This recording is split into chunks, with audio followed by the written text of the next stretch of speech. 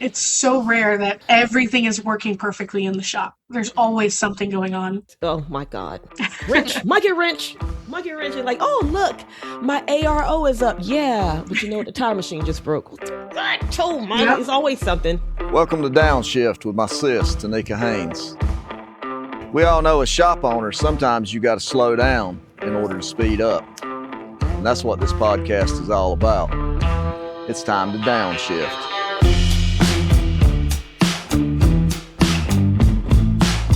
I've had a Fridayest Friday I've ever Fridayed. Ooh. Which is a good Friday. I've had a good Friday. I got up and washed my hair and did it and put on makeup and clothes and just sat around the house. Yes, I didn't go anywhere. This is about me today. But I'm like I was just telling Coralee that I'm freezing because that's what I do now. I'm always cold. So, well, good thing you're not in Canada. What's the temperature there? Right now, well, it's been crazy. We've had like temperatures in like less than 20 for like the last 2 weeks. And that's not normal for us. So now it's 50 degrees outside. Now it's normal. It gets up to like 60. And that's North Carolina weather. Because our snow, we had snow and ice 2 weeks in a row, 2 weekends in a row.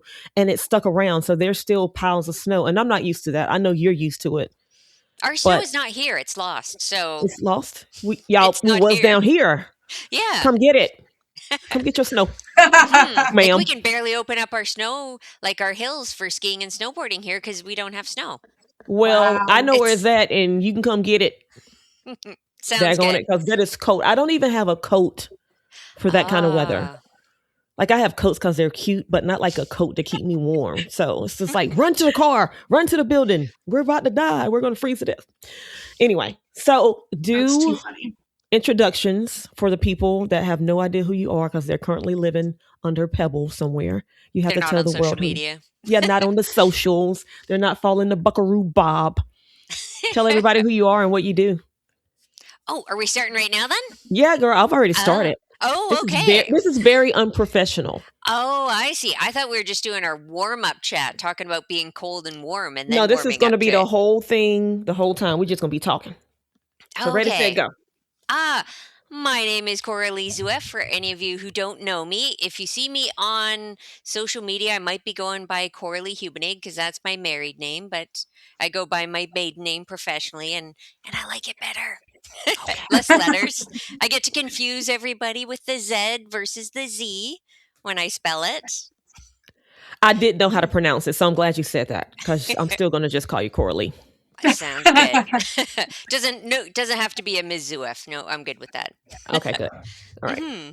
Yeah, and let's see. I've been in the automotive industry for let's see here, like 24 years now. It's funny. I see people on there who've said they've been in for 10 years. I'm like, oh, that's so cute. I remember that. It's so cute. It's like your baby. Yeah. Then I have to count the years, candles on the birthday cake, I guess.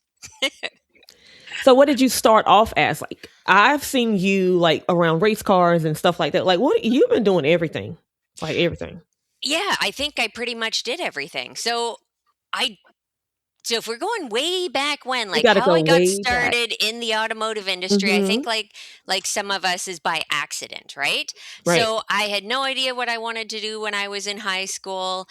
I was thinking about going into law because I like to talk and argue my point, and I was okay with paperwork, so I was thinking about that.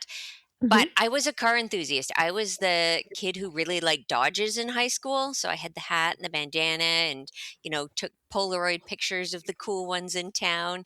And I saw a poster on the door at school, and it was for the Automotive Technician Foundations program. And here in Canada, that is your first step to becoming a Red Seal technician. So something clicked. I was like, I should take that. And even if I don't wind up being a technician, I'm still going to learn a ton of stuff. Okay, cool. Mm-hmm. So that you kind of mimic just a little bit, if I'm wrong, Ash's story. Like, she started young in the automotive industry. And Ash, for the people that still live on a rock and act like they don't know who you are, you can tell a little bit your story because I think you guys mirror each other a little bit. Yeah, there's definitely some similarities. When you mentioned you hear people that are in the industry for like 10 years, and you're like, oh, that's cute. I had to think for a second, and I was like, I mean, I guess I've been legally collecting a paycheck for 12 years, but I've been in it for 27 years, so I don't know how to answer that. I grew up in it, so it's all I've ever known was construction and cars. And similar to you, because I grew up in it, I was working on cars a lot as a kid, and I was heavily involved in racing and stuff. And my dad was a technician for some time, so I spent a lot of my formative years in shops and hanging around mechanics. And we already know what to do. We've been to the trainings, paid for the coaching, learned the right way to inspect cars, build estimates, and talk to our customers. That's not the problem. The problem is consistency, because some days it only works when the right person is working. And when they're not, it's a whole different shop. So now you're stuck in that cycle. You need a strong team to run a great shop, but you need a great shop to attract a strong team. Make it make sense. That's why I rock with Detect Auto. Detect Auto streamlines your service processes with automations that save time, increase maintenance sales, and improve productivity without changing your whole system. It plugs in, guides your team through inspections, recommendations, and even customer communication. Now, that's not just based on memory or mood. That's how a shop runs. And let me tell you, I've been using it for over a year now. My ARO is up 63%. That's not new knowledge. That's just consistency. If you're tired of your shop depending on who showed up today, go check out Detect Auto. Book a demo.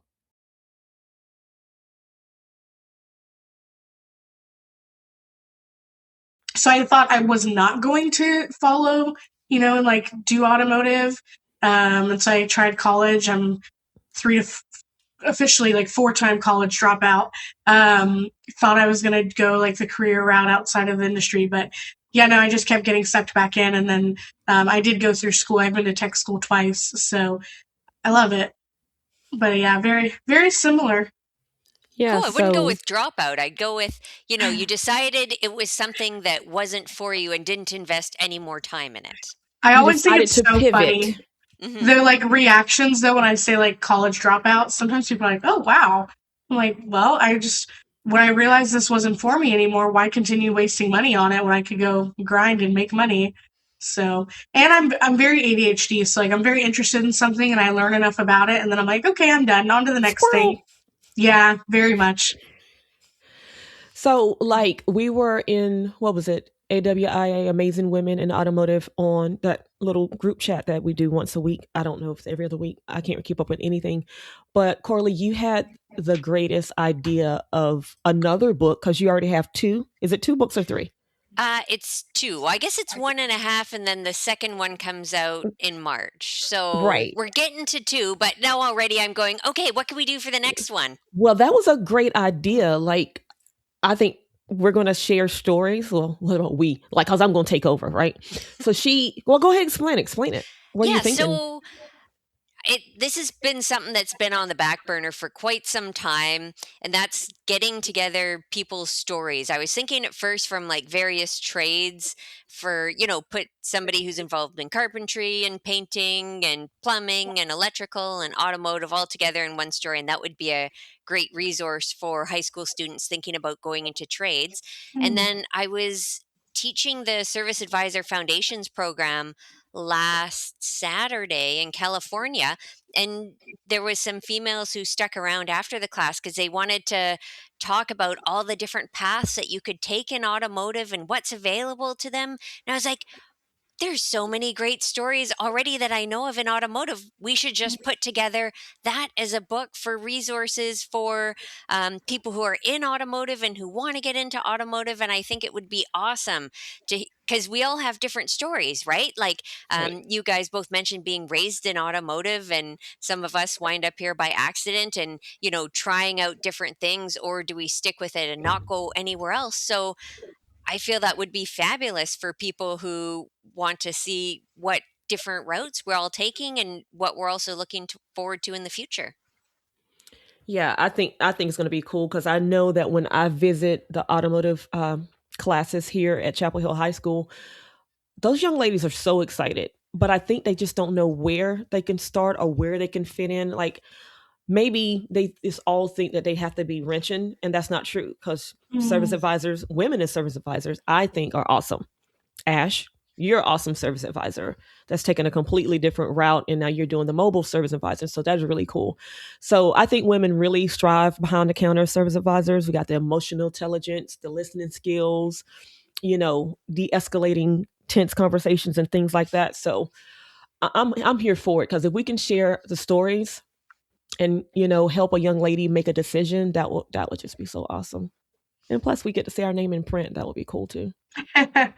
For sure. And then I was thinking too, it could, like, because it's hard to divide like the profits from a book up into 15 different ways or something like that, right? So I was thinking then the profits from that could go to like a scholarship or something like that, so that we'd be able to bring fund somebody's training as well. Right. Because that's a huge hurdle as well. Again, a few of these people in the class, it took the sales rep to go talk to the boss so that they'd be able to send their staff member, their service advisor, for training. And not only did they attend training and learn the stuff that I was talking about, but it was so cute because a few of them were like hugging afterwards. Like they became friends in the class as well, so they were able to connect because they had never seen another female in their position as well. So that was super awesome and heartwarming.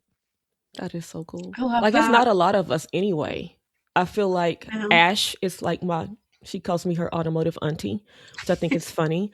The conversation we had, there was 30 females in that Zoom call the other day. And sometimes I get a little loud and obnoxious in the things that I say, but I really truly believe that we need more of that community, no matter what age. We can start with the young people and they can find their community, they can find their village.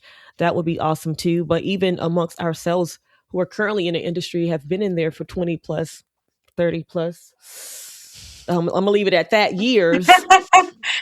Woo, y'all getting old. That would be helpful, because I always say that I wish I had someone like you or Ash to talk to when I was 20 something years old, coming up in this male dominated industry. And I've never dealt with too much male chauvinistic pigs, but they're out there, and we need to help our young ladies work past that and have a community where they can come and speak freely and check themselves, because we want to make sure that if we're going through something, that it's not just us going through stuff and being over emotional. We want to make sure that we feel protected in our workspace, but also that we're doing our jobs too. So, a little automotive auntie for the young people would be so cool. I should make a Facebook group, Automotive Aunties for the young folk. And I'll invite all you guys in there, and you have to foster a kid in the industry. She has to be your mentee, and you have to auntie her. What do you think? So when are you going to start this? Oh my God, I'm not starting nothing else, girl. I've got you and Katie and a couple more, and I'm good. I'm auntied out. I'm not. I love it. I love it. So, Coralee, question. So we're talking about young people. We're talking about being in the shop. If you could talk to the young type, Coralee, the younger version of yourself, walked into your business, walked into your space today, what would you pull her aside and say? Like, what would you say? You say, hey, girl, don't do it. Run. Like, what would be your advice to her? Oh, that's a tough one. I think like going back, I didn't go from like, okay, starting as a technician and then, oh, I'll just go be a service advisor. Again, in school, that option wasn't presented to me. So I was like, maybe I'll try car sales. So I tried like these few different things before I actually found my way to the service advisor space and realized that that was the perfect fit for me. So I feel like we could streamline that process a bit better if I was talking to my younger self. Just like make a decision. But no, because if you didn't go through all of that, like, would you really be who you are? Ah, that's right too. Yeah. That's a good one.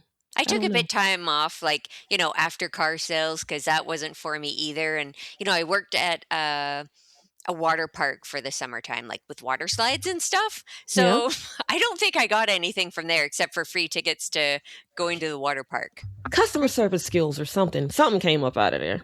Oh, maybe. No, actually, that was, I got to tell the kids when to go and when to not go. And I had like a rusty broom pole as well. So telling everybody how to wait in line and their turn and stuff like that. So, okay, leadership. That might be.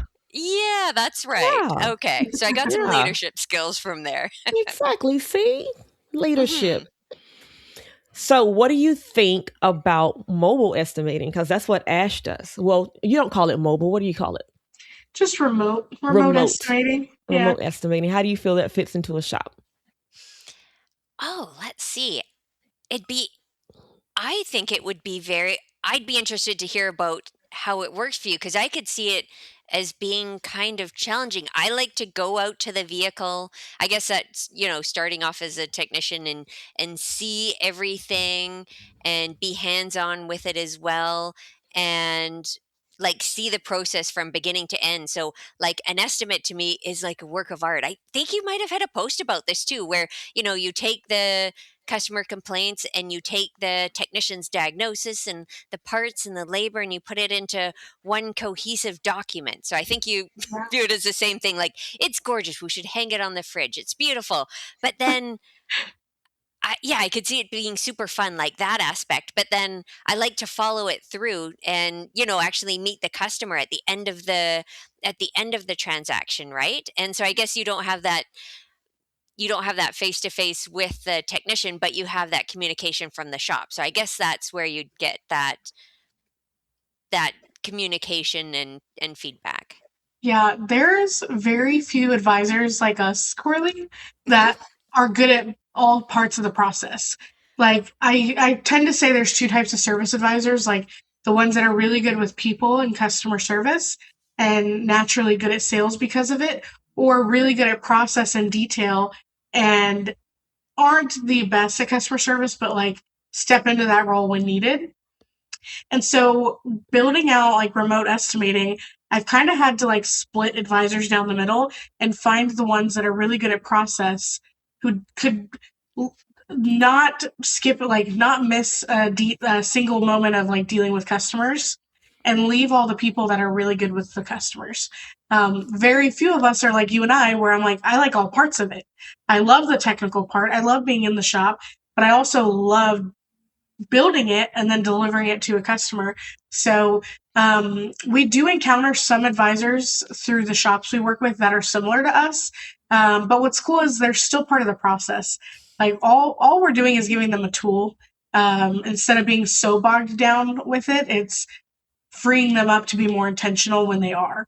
So if there is a guest, they want to be a part of that whole process and the follow through and go look out in the shop. They can walk away from their desk and go look at the car in the shop and then be more intentional in the conversation with the customer because they're not having to sit there and build out the estimate. And then they get to make it their own. So, it's a good template. It's a good foundation, but the really, really good service advisors are taking our estimate and then they're adjusting, minor preferences to their own. So some just take it, run with it, and that's also fine.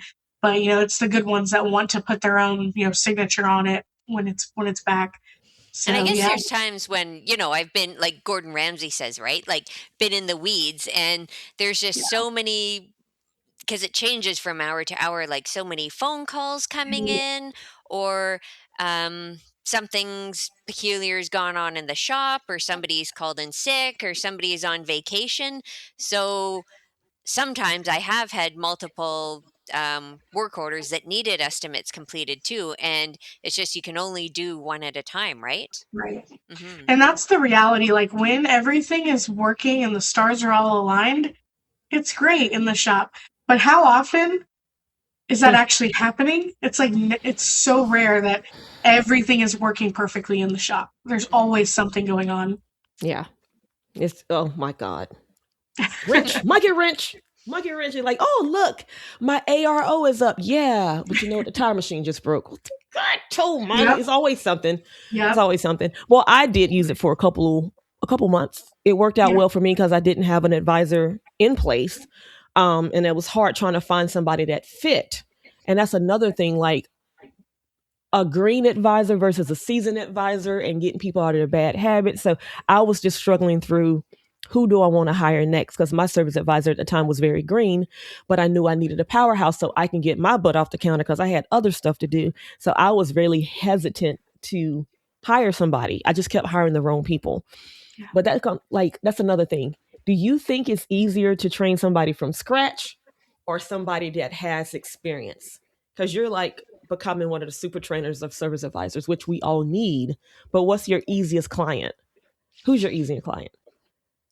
The interesting thing is, like, I think I'm training a lot of people who are new to the industry. There's so many cool people that are coming in. I had somebody who worked at a dry cleaners, people who are coming from the healthcare field because that's just too challenging and they're getting into automotive because they want to break.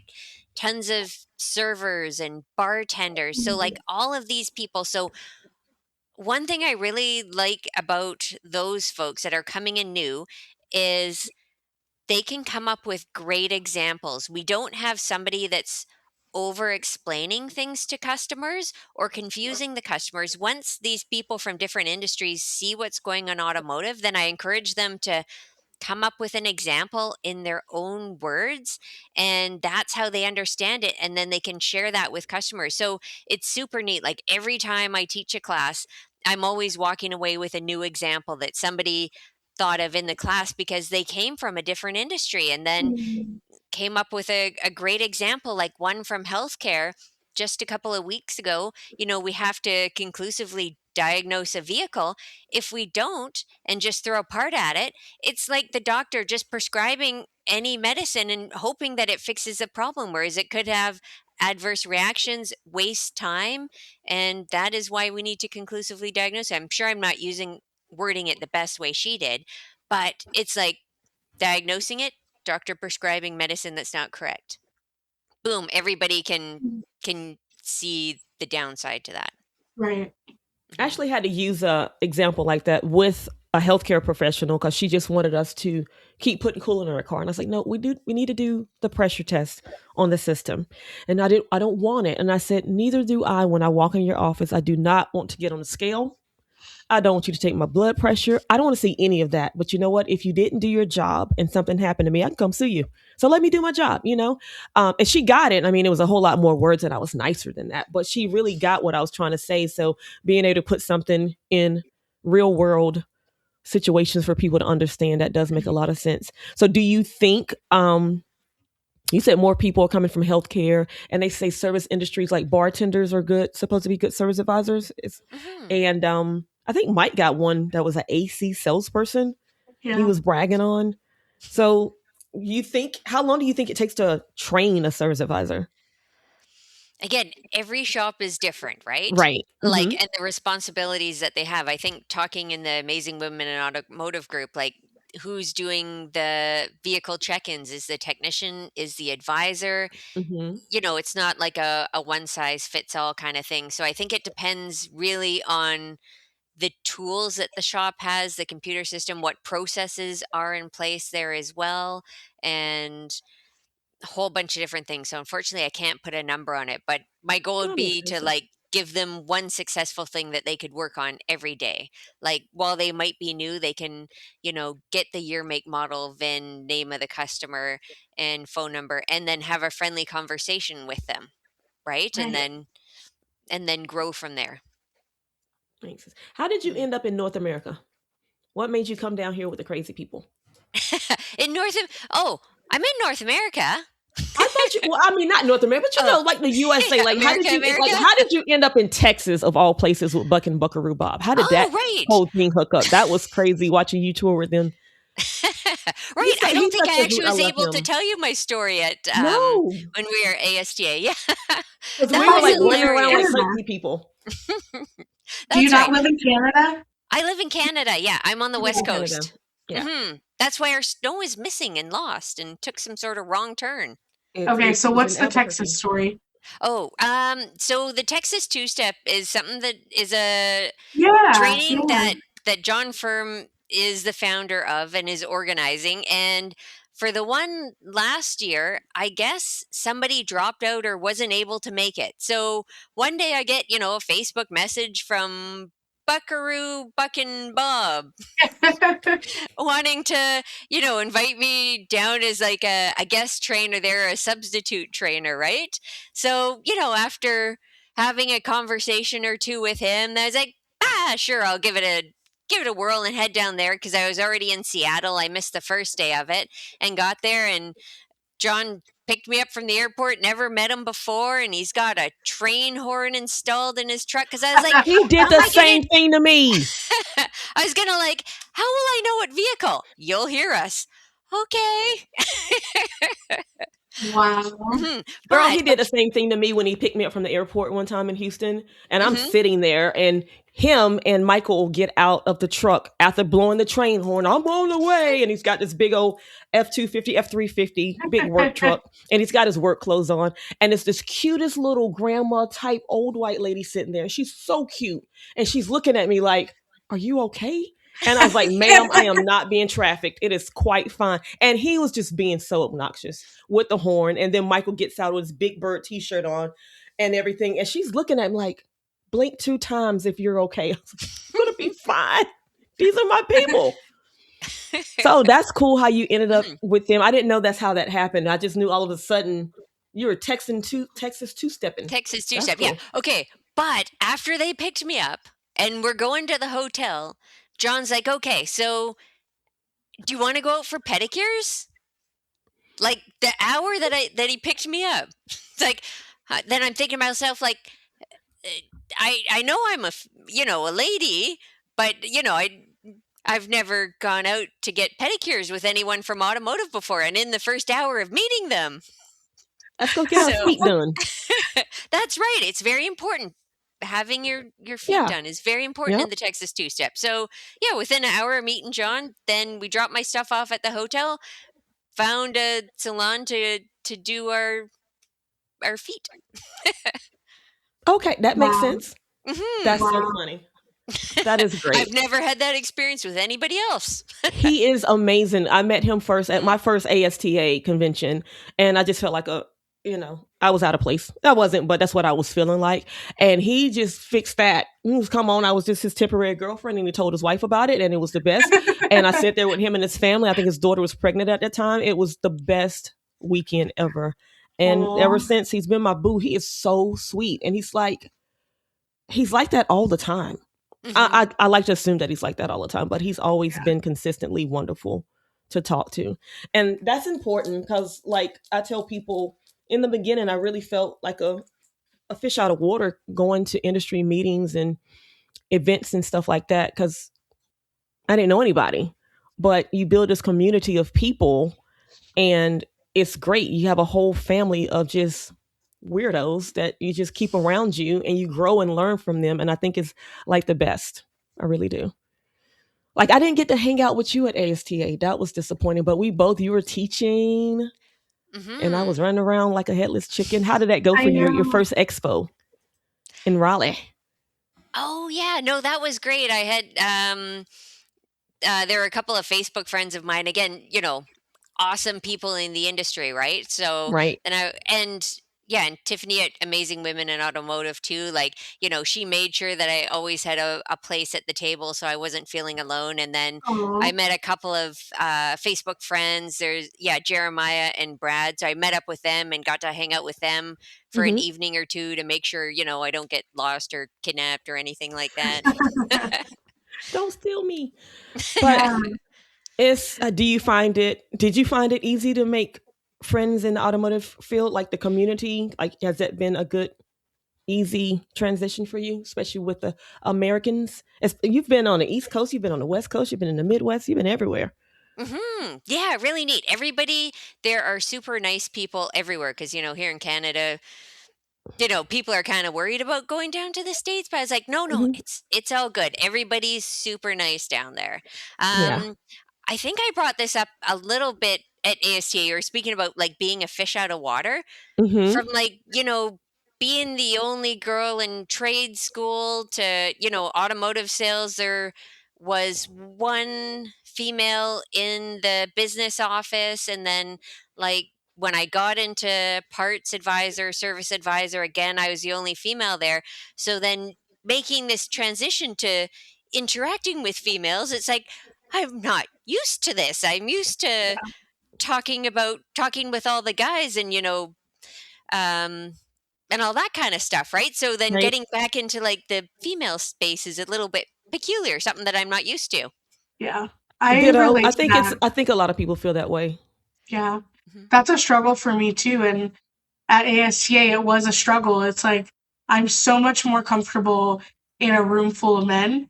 So like walking into the women's dinner was so uncomfortable for me, but it was like a good uncomfortable of like, I need these people and I need this community, but I don't even know where to start. And then like, Tonnika, you know me well enough. I'm not super like outwardly feminine, like girly girl. Like every now and then I'll do my makeup and I'll put a dress on, but like it's very low effort. And so that was another thing. I walk in a room and it's like, there's so many women that are so good at both. Like you're so good at both, Tonnika. And I'm like, I just feel like I don't fit in, but it's not about that. Everyone is so she's frozen. So wholesome. She's stuck. But yeah, like she was saying, I used to feel the same way. Like we lost you for a moment. You got stuck. But like you were saying, I used to feel the same way. But for me, it always felt like I was overdressed, and I was, because I'm flashy. If you haven't figured that out, but I remember telling Mimby at Napa Now this past year, I was walking around, and women are naturally catty. Come on, let's give it to us. We're catty. I was called her one morning. I was headed to the sessions, and I said, I think I really need to start dressing down a lot more when I come to this stuff. And she was like, you better not. What's wrong with you? I would think you was crazy if you start dressing out. So I was like, okay, I'm not going to do it. I'm just going to keep being myself. But walking into a room with a bunch of women is completely different than walking into a room full of men, especially if that's what we're used to, because that's what I've been used to, you know, in the collision industry, in the automotive industry, service industry. It's all been a bunch of dudes. So I agree. But I mean, did you love the dinner? I think that is fun. The first time I went to the dinner, I begged my service advisor at the time, would you please come with me? She was like, I don't want to go. I was like, please come. It's like asking the girl to go to the bathroom. You go to a restaurant with me. I'm scared. Yeah, it was a great dinner. And the person that I met at the ASTA dinner, you know, we're going to bunk together at Vision. So, you know, we're friends now. Yeah. I think I love this part. I want to figure out how to make us do that more. Like, I think more women need open doors to just have those communications. Like Wednesday, at the meeting Wednesday, that's like, oh, can you come? Can we be friends? Like, yeah, please find me on Facebook. Please, I need friends. That's what I'm excited about. I keep saying I don't want any new friends, but I do want them. Are you going to the Women in Auto Care Leadership Conference, Coralee? I don't think so. I think that's happening like later this month, right? That's next week. Next week. Okay. Yeah, no, I didn't know about it until like it popped up on Facebook a few days ago. So really, okay, we need, like me and a few other people have coordinated for events, but we don't have like a list of every event. So I would have loved to go to that, except I only knew about it like last week and now I can't make it. So like if we have like, okay, who's going where? We need like a better list of all the events. Yeah. I think we need to do a retreat. I'm like, I need a cabin in the woods with a hot tub and wine and no boys around. Like, that would be so fun. Well, the Amazing Women did one. The first one was this year. They're doing another one. First one was last year. They're doing another one this year. I can't remember the dates, but I know it's limited space. Okay. I don't know how many people went last time. Did you happen to go last time, Coralee? I didn't know. Yeah, that was the first time they did it. Yeah. But some reason I feel like it's in June. Amazing Women in Automotive. Okay, I want to look into that. So, because I always thought something like that would be cheesy and like girl fights would happen, but I went with that's so scary. Lola and Kim Walker. And some more of her friends were invited to Montana last year. And it's a house full of women in Montana. And it was great. I want to say maybe a total of 20. And I cannot wait to go to this year. It was so cool, so great. No judgment, no makeup, no mascara, just food, books, and wine. And a bunch of giggles. So, yeah, we can have a girls' club. Oh, nice. There you go. And then I'll plan. We can all take turns planning. Maybe everyone can like come up to Canada because you know your dollar is going to go a lot further up here. Just not in the wintertime. Or you should come up here right now because we have a better winter. But you don't have any snow, but how cold is it though? Let's see here. I'd be going in Celsius. So I've been looking at this because I have autocross, like racing my car on Sunday. So I'm watching the weather because I'll probably wear my snow pants because it'll be cold. What are you driving? Because I have autocross and I'm racing on Sunday. Yeah. I love let's it. See here.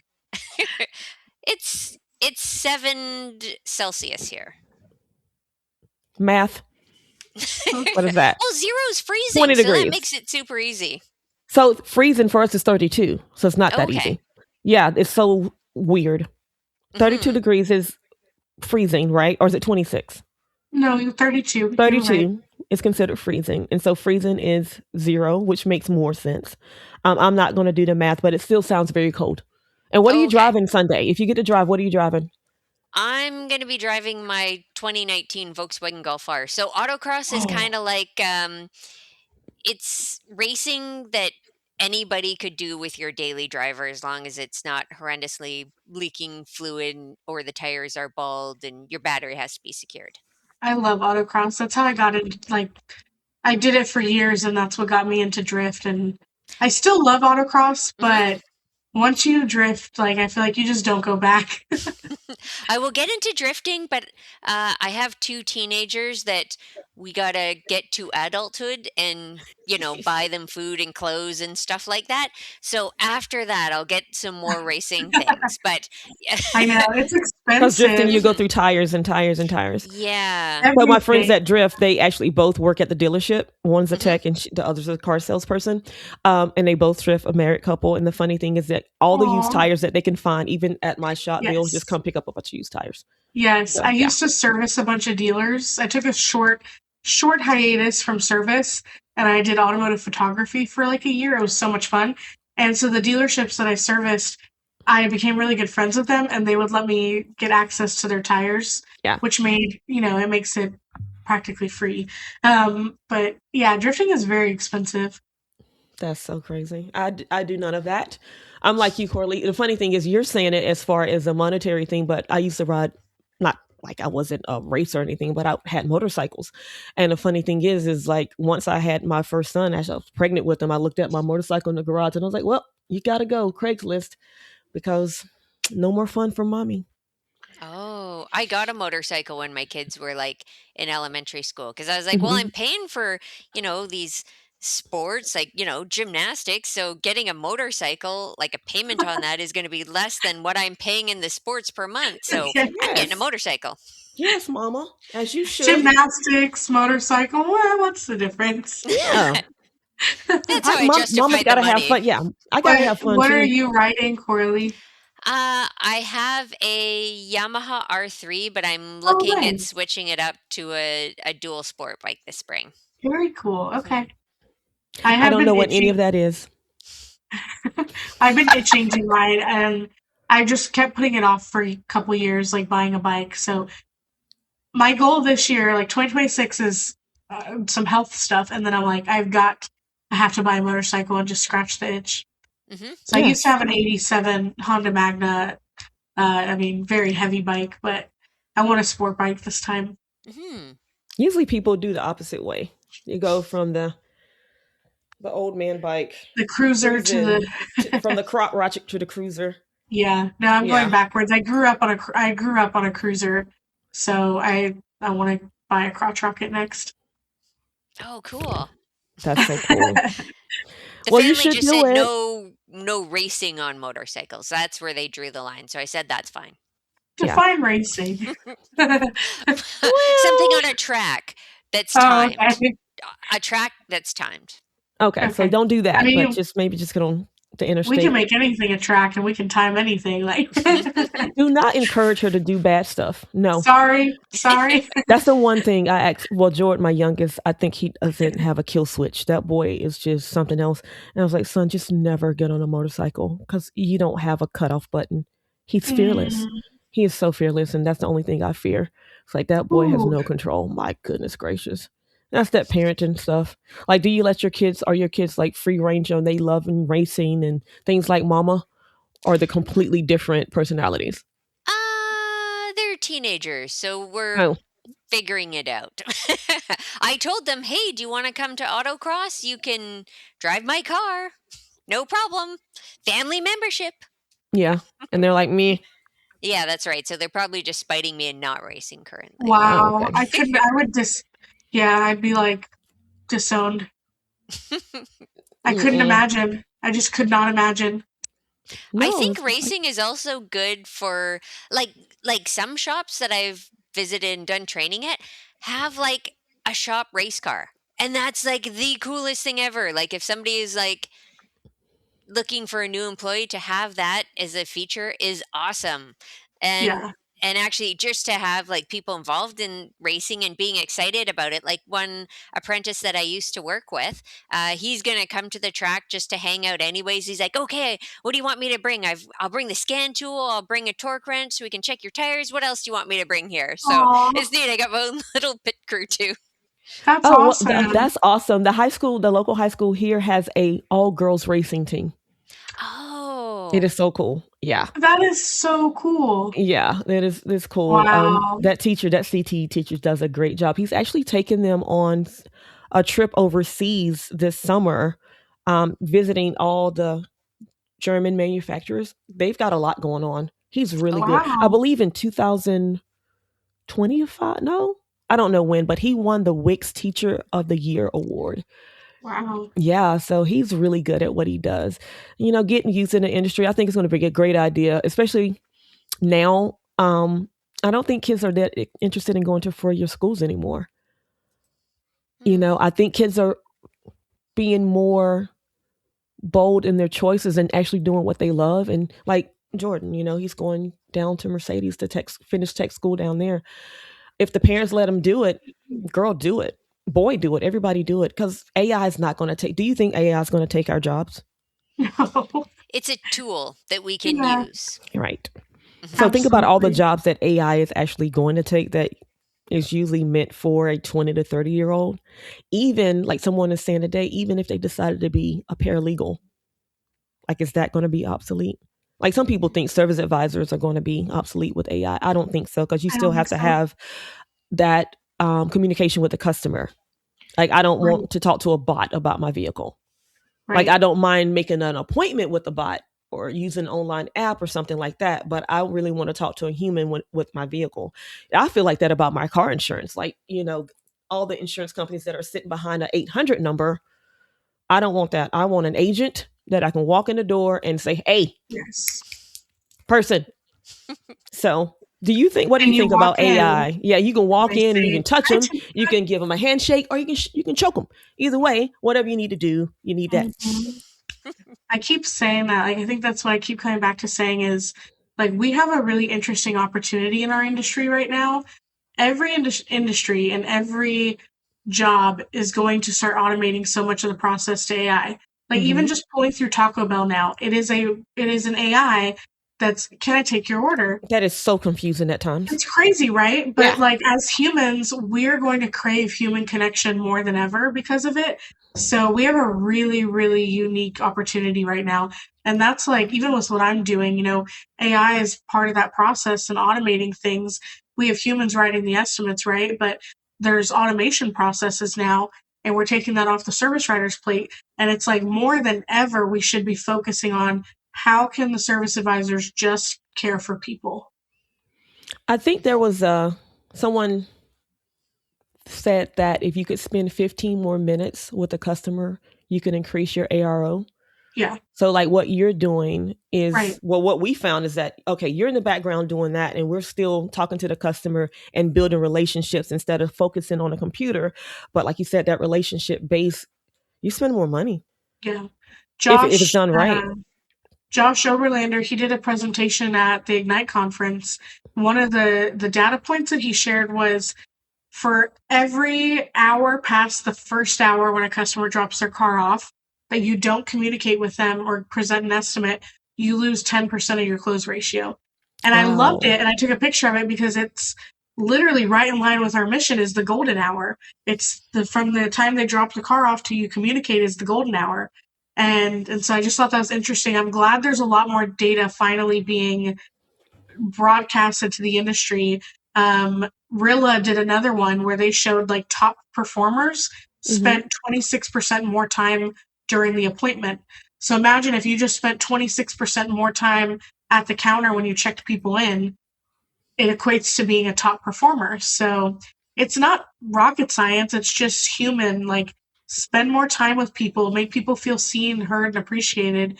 And it literally will unintentionally result into higher sales. Like, you don't have to work for the sale if you just show up and be a decent person and take care of people.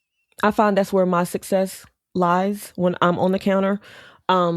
I want to know your name. I'm going to, if your glasses are hot, man, your glasses are what's up. I love it. It's not fake. I really want to know who I'm talking to. I want to know, what are you planning to do with this car? What time you got to pick it up? You got kids, puppies, dogs? Do you have appointments? What's happening and how can I serve you? But if you got your head buried in the computer trying to get the numbers together and make sure your KPIs are right, then you lose a lot of that. So in the past couple of weeks, and I don't know why I didn't think of it before, because we're always learning, right? I didn't even have business cards for my service advisors. All of them were mine. So I got the business cards. I put their face on it. They have, I love that. Now they have the ability to just send a text. Hi, I am Stuart. I am your service advisor. Call or email me here. So send that out as soon as they check in. So they have your information, because what's so crazy is if a customer calls the shop and they don't know who they've been talking to. I think that's sad. And then even on the reviews, I told them this week, I said, I want you guys to get people to say your names on this review. I'm tired of seeing my name. I haven't been at the front counter in months. Why is my name still on the review? So say your name. You need to make yourself known, and then they'll have love for you and respect for you and trust, because I think that's what really sells. Yeah, in my opinion. Absolutely. I mean, of course, you got to have to prove good technicians and all that good stuff, but that front counter, that's the front line. That's the front line. And I believe that when things are not going right in the back, the problem is up front. It's me first and then front. And because if my service advisors start complaining about my technicians, I will say, you need to check yourself first. Let's check you first. Yeah. What are you doing? What are you not doing? True. Like grumpy technicians or disengaged technicians, it's always a result of something up front. Yeah. You didn't get them the right part. You didn't get them enough labor. They don't understand what's wrong with the car. You didn't get enough information. Now they've got to wait. Nobody wants to wait. If you're a great technician, you don't want to just be sitting there. You're ready to wrench. You're ready to work so you can go home. Especially a flag rate tech. You're sitting there counting the 2 minutes here and there where other people are slacking, and you're like, that's costing me money. Yeah. So Frontline. Anyway, I can go on about that forever and ever. So the robots are not going to take over the front counter. No one ever says, hey, you know what? When I was checking myself out at Walmart through the self-checkout, that was a really great bot. You should go see that. It's like, no. I'm saying, hey, you got to go see, Mariah, who works at my favorite coffee shop. She'll take great care of you. Right. So that's the importance of knowing somebody's name, right? I don't know anybody else's name there, but I know her because she is friendly and she knows my name as well. Right. So when we go in, we use each other's names. Right. And doesn't that make you feel so much better about where you're spending your money? It should. I will go buy the $15 coffee because they remembered my name and asked how I was since the last time I was in, versus going to the big corporation that could give 2 hex. And it just makes you feel my favorite good. bar. I walk in there, she knows exactly what I want. And she's like, hey, T, where you going? Where are you traveling to next? I'm like, hey, girl, I'm going here. I'm going there. It's like, how do you remember all of that? And I always say, girl, you'll be a great service advisor because she can remember people. And that's what I was really good. I am really good at remembering people, but I'd have to see their car. If I see you, I have to see your car. Then I know your name. But that's what I miss about not being on the counter. But no, they say you got to work on your business and not in it. You asked earlier about bartenders becoming advisors. Yeah. And I think it's incredible because bartenders, literally the good bartenders, they're good because they're chameleons. So you can talk to any type of person. And I feel like that also translates in service. Anybody can walk up to the counter and you can make a friend out of them. I enjoyed bartending a lot. I bartended in college while I was working at a dealership. And that's what I loved the most about it. It was 10 people at the bar that are all from different industries. And I'm learning about each one. And what do you do for work? What do you do for work? Mm-hmm. Yeah, just being able to make friends with anybody, it makes a great advisor. And you see them when they're not at the best of times often, right? Or sometimes if somebody's at a bar, they could be going through something. And then the same thing at the counter when somebody's vehicle is broken. And, it's not, they're oftentimes not just upset about their vehicle. There's something else going on in their life too. So there are skills that, we use in bartending, but we use at the service counter as well. That's a good point you made. I just thought about that. I'm like, it's very rare that people bring their car in to celebrate. Yeah, nobody wants to see us. I don't want to see us. There's the rare, I don't want to take my car to the shop. Like performance stuff when you want to get upgrades done, that's a celebration. But bartenders get both of it. You get the bad days and you get the great days and the celebrations. Right. We get people. But yeah, so AI can help us with that. Spend more time with conversations because I do believe that it's important. And then there's a generation that doesn't want to talk. They just want to text. They don't have time. And that's fine also. We can use AI for that. Yeah. But for me, in my community, we're heavy retirement community. So we have a lot of retirees. We've got a lot of grandmas and granddaddies, and they don't have anybody to talk to. And so please bring the dog in. I mean, I really got mad at a customer. I saw the car pull up and I knew the car and I was like, oh my God, I get to see the dog. And he didn't have the dog. I said, you can't get your car without the dog. He's like, are you serious? I was like, I love that dog. And I'm serious. And people say, fake it till you make it. It's not really fake. Because if you see something, if Ash you walked in, I'm like, your curls are popping. Ooh, that's how I'm going to start a conversation. Your curls are popping. Curly, those eyes are popping. Because everybody needs that, even for the man. Okay, I see you. I see you. Got your shorts on today. It's 20 degrees outside. What are you doing? Just to get somebody to laugh because they don't want to. It's not that they don't want to be there, but who wants to spend money on a car? That part. I got really cool opportunity to talk to the ASOG group. And that was one of the things I told them was find a moment to get people's guard down. When they come in and they bring their car in, they're usually already tense and they're not sure what you're about to try to sell them or whatever. And so if you make them laugh really quick, it brings them down and centers them and grounds them. One of my favorite things when we had the body shop, because an accident, if your car, you get service, right? So that's usually, it's not always terrible. Sometimes you do have a breakdown or flash and check engine light, but most of the times that you're going to have to go in and get the service, right? But in the collision industry, what I started out in, you don't get that. You get a wreck. It happens in a second and it's not your fault or it is your fault and you're here. And then the stupid insurance company commercial said, oh, we'll be there in 15 minutes. They're not. And so literally people would come in and they're all just like, the insurance company's not calling and you're not doing this and you're not doing this. Like, whoa. I know you had an accident, but it was an accident, not on purpose. We're going to thank the Lord that you're okay. Okay. And if your car's totaled, then you just go buy a new Corvette. There you go. Get you to laugh. You're safe. You're walking. Some people are not doing that. And I have to remind people of that. And I was really good at that. And that's just calm them down. Let's get on the same page. Let's set expectations. Because I know you want it back for free in yesterday, but it's not going to happen. But this is what I can do. That's very important to have that laugh in there as well. That's why I tell people, because, in a class, we'll go over all these questions and objections that we can anticipate people asking, right? And some of them, if it's at the counter and they're saying things like, why not have a magic 8-ball? We used to shake it and ask it a question and turn over. Got one. How long is my vehicle going to last for? Will it last till next month? Well, it says this. And then, it gets them to laugh and think about their question, kind of a thing, right? Yes. So I'll repeat it. When people say crazy, I just repeat it and say, so, yeah. And they're like, yeah, that was crazy. Yeah, that was crazy. But it's okay. I can't do that, sister, but this is what I can do. Breaks the tension. It just breaks the tension. Mm-hmm. We literally had a Mercedes that was in for control alarms that we told him about 6 months ago. He finally broke down and got those done. We were on the test drive and he had a brake line blow. My technician. So we had to call him back and say, hey, brake line. But the car sits for a long time and he's from Florida and we looked under this all kind of corrosion. We couldn't see it and he was furious. And I wasn't there to bring him down. So I got to work the next day and I said, hey, I understand you're upset, but this is what I want to talk to you about. I'm so glad that this did not happen to you while you're in Interstate 40. And so should you be. I said it waited till it was in a professional atmosphere to happen. So you've been protected. This is what it's going to take to get it back on the road. So yes or no? I was like, I know that you're mad because it's money and it's unexpected. I said, but there's no way we could have predicted that. You couldn't have predicted that because if I could, I would not be working here, honey. I'd be playing the lottery. Got him to laugh. got them to feel thankful, got them to laugh, and I had a solution. And that's the thing that I love about service writing. It's not the estimates. It's not the cars themselves, because I love a car, but I like a fancy car. You girls like to race and stuff, not me. I just like to show off. So I like it all.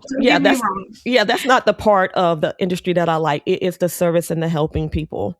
So if we can just keep doing that and get other shops to understand that once you learn to do that and stop running after the numbers come by themselves. That's what my opinion is. What do you think? I agree. Yes. Yep. 100%. So I'll keep saying I will keep repeating it to people who are used to the podcast. That's one of the reasons that I named the podcast Downshift, because you have to slow down and you have to talk to people and you have to have these conversations, and not only in the shop and behind the counter, but we need to do that in real life as well. We need to do that on Facebook in those groups that are going crazy. We need to do that at the grocery store, when you just need to stop for that person that's looking down on their cell phone. You really want to hit them with your car, but they're looking at their cell phone, but you don't know if they're getting bad news or not, or if they're just in their own zone. Just stop your car, downshift, slow it down, and it's okay. Because if you slow stuff down, you can pay more attention. And I think by default, it all works out. So that's my last question for you, Coralee. Mm-hmm. I need you to give me an example of when slowing down actually helped you move forward. Your wife, your mom, books, cars. When did you have to go sit your butt down, girl? Slow it down to get to a better place. Oh, let's see. I think that is the theme of this year. Okay. I'm very good at trying to do multiple things and do absolutely everything, but then I can get run down. So that's kind of like my this year goal is, okay, I'm working on this, I'm getting this book done, and then moving on to this project, as opposed to like having 3 things on the go. So I'm really getting better at that. Not and saying no. Like I've had places that I could have gone to work for and do all these things, like, no, but I don't have to, and then not feeling bad about it either, because I see all these things that I could be doing, so I'm working on like not feeling bad about it either. Yeah, no is a whole sentence. It's a whole sentence, no. And you can just know. Why? Because I said so. Like, I just don't want to. No, and I don't want to, and I don't have to. You don't have to be sassy like me, but yeah, just saying no is, you can sit home and enjoy your mortgage. That's what I've been saying. What are you doing? I'm enjoying my mortgage. I was in the front room, then I went and sat on the deck, and I sat by the fire pit, and I got some wine, and I sat right there, and I sat on that couch, because people have furniture in rooms in their houses that they don't even sit in. So I'm enjoying my mortgage and my children and my friends, and I'm saying no. Would you like to? No. Love you, bye. Or they don't even ask. They say things, and they expect you to jump right on it, and you're just like, You thought I was going to volunteer for that because that's what I did 3 or 5 years ago? No. What are you doing? I am at home. What are you doing? I am laying on my right side with my remote control in my right hand, and I'm watching Downton Abbey for the 50th time. And I'm happy. Figuring out how to not be in Canada for the wintertime. Ooh, girl. Come to Arizona. Yeah, come on. Arizona's the best. Arizona was beautiful. I wish I had more time. When I know you came at like the best time of year too. It was warm. It wasn't hot. It was warm, and it was. And then so there's beautiful. Like that little crisp at night where there's, it's not cold, but it's like that little bit of chill, that fall crisp. I was getting up so early in the morning because time, and just sitting out there like, oh, look at this. This is so beautiful. But if you say yes to everything, then you'll never get to sit down and look at how beautiful the sunset is in places. Yeah, that's my goal. If I'm going somewhere to teach now, it's or for a conference or something, it's like I'm going to tack an extra day on there and find something to do, or I'm just going to find a nice coffee shop and sit there and check out the town. Yeah. And just watch people watch. Seeing what kind of vibe the town has going on, as opposed to, just going there, teaching, going back again. It's like, nope, there we go. That'd be a good one for how I've decided to slow down too. To tack an extra day on there and enjoy the community that I'm visiting, because who knows when I'll make it back there again. That's very smart. I think I might try that. Coralee, I'm going to message you I'm going to message you off camera because I have questions. I think we have so many similarities, and we just haven't had the opportunities to talk as much. Like ASTA, I saw you for like 2 seconds because we're like packing up and you were so exhausted from finishing teaching. And then, yeah, things just get so busy when we're at these events. So I'll message you and we'll talk some more. Oh, sure. Yeah, sounds great. Looking forward to it. Yeah, that's when I was like speed going through the expo. Like, okay, I've got to hit up. I didn't make it everywhere.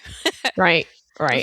So other than Facebook, how can people find your books online? Where can they find all the goods and your website where you teaching and all the good stuff? Go ahead and do your commercial, girl. Okay. Yeah, I've got the calendar going up on the website. My fabulous website, Lady Sarah, is redoing it for me to making it more streamlined. I hang out on Facebook and LinkedIn most of the time. So if you're looking for me on social media, that's where you'll find me. Send me a message. I love to follow everybody's shop as well and, see what cool ideas everybody is doing. 5-Star Service Advisor is available on Amazon. And I just got my author proof for the next one. Like last night it just arrived. Thank you so much for letting me read some of it. Is it a cake? That's a filter. It is a cake, but it's a filter cake. So I've got air filter, and then I'm going to get into, so this one's out of a Chevy pickup truck that I borrowed from the parts store. This one's out of an Audi, I believe. And I think that this one's probably a Volkswagen oil filter. Girl, that is so cute. I love it. Yeah, the goal is to have it behind every counter and then also have it sitting in the waiting room too. So if a customer is sitting there and they're like, why do they charge me money for diagnostics? They could look at that. Or, isn't cabin filter actually a real thing? Or why won't they let me do my customer supplied parts? Or pre-purchase inspections. So cover all that stuff that like everybody asks us questions about. So I'm like, I'll just put it in the book, and then different ways of wording it too. So I'll go over like common maintenance items. So what it is, why it needs to be done, what happens if it's not done, and then an example for non-car people. This is so good. It's so needed. I'm so excited for you. Thank you for letting me read a little bit of it. Now I'm like, it was so good. And then I'm like, when is it coming out? Because now I need to like finish it. Oh yeah, because you're right. Yeah, your comment's right here. You got a comment in the book. So thank you. I made a post on Facebook to see if anybody wanted to read like a small section of it and then make a little blurb so I could include it in the book too. That's so cool. One more book to go, girl. This has been great. I'm so excited that you had time to talk to us. And I hope more people get to follow and know and love you because you are doing great work in the industry. And I will see and talk to you soon, I'm pretty sure, whether it's on a podcast, a Facebook group, or something else that we're up to. But I want to encourage all ladies out there that's listening to us, don't be shy. We do not bite. And all the men, be shy. We do bite. All right. Well, this is Tonnika, Ash, and Coralee. We're signing off. Say bye, ladies. Bye. Bye.